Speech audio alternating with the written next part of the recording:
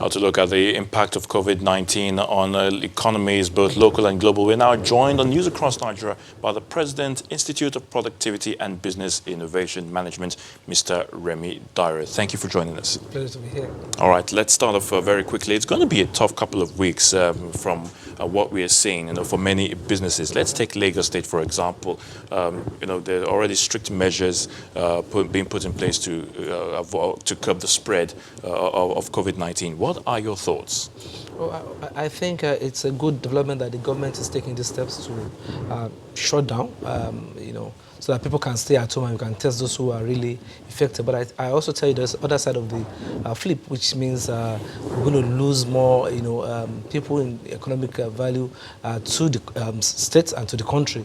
Many people who are supposed to be more employed, we're going to get an unemployment chain, going to enter the unemployment chain this time around. And so there's going to be a lot of pressure on the people. How would they feed? How would they sustain their family in this time? And an average Goshen is an hustler, so they hustle per day, they eat per day, they work per day. By extension, Nigerian. Extension Nigeria. So I think the government should be able to, work out something in able to support, the people if they are really going to lock down the economy, as the case may be. Now, many businesses, of course, from what we're saying, will definitely feel the pinch of these measures. How much damage are we looking at, both the public and private sectors? It's big because globally we are losing $2.7 trillion globally. It's research done by some experts, and then United Nations advice agency said we can't lose less than $1 trillion this year. So that means it's heavy. Looking at the stocks have gone down, and almost like $6 trillion was lost in 6 days. Bitcoin went down in 60% in 2 days. The shipping industry went, down, and a lot of things. Olympic, which is another business of a lot of people are coming in and they're going to make a lot of money in Japan and all that.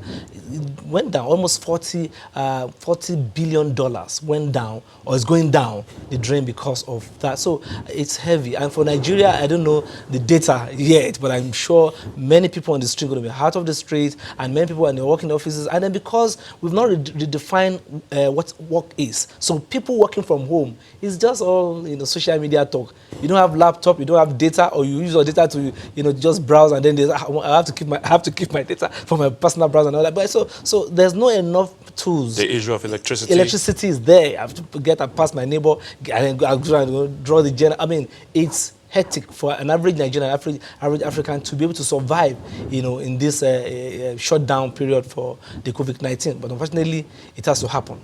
Now, we've seen global oil prices really take a hit, from the virus, with economies like Nigeria, of course, we all know, are dependent on the sale of crude oil. But is this the real eye-opener, for Nigeria to diversify, like what's happening in Ogun State from the report we saw? Now we can see that you've been playing to the lips by saying, oh, diversification conferences everywhere. Now we can see how far we've gone. That means because of the COVID-19 shake that had a shake on the oil, global oil, status, it has affected the economy of Nigeria, that we have to even lose almost a billion, is a trillion naira out of our budget, so that we can manage what we have to sustain the economy. So I think we need to change, number one, our education curriculum. What kind of education are we giving the students? Because our old education is not working, and now we can see. Because immediately you get students out of school, education is almost off. So people have to run here and there. So if you give your student or your children a tab, or give them something to work on, what about the data? What about lights? So it's a 360 connection with all this. And so number two, I also think this I don't care attitude. We can look at that. It's my private life. Now we've discovered that private negligence has affected public consequences. So privately, I'm doing my own stuff. Oh, let me shake anybody. Let me do this on my own. But now we discover that this is affecting the economy of a country, economy of a nation. So it's already impacting the global economy as well. So that means there's nothing private anymore. Let's be careful. Let's follow what the government is saying. And then number three, we must also know that we have to redefine what our work is being done. All right. Flexible work is key. Mr. Remi Dairo, thank you so much, President of Institute of Productivity and Business Innovation Management. We do appreciate your thoughts on the program News Across Nigeria. Thank you once again.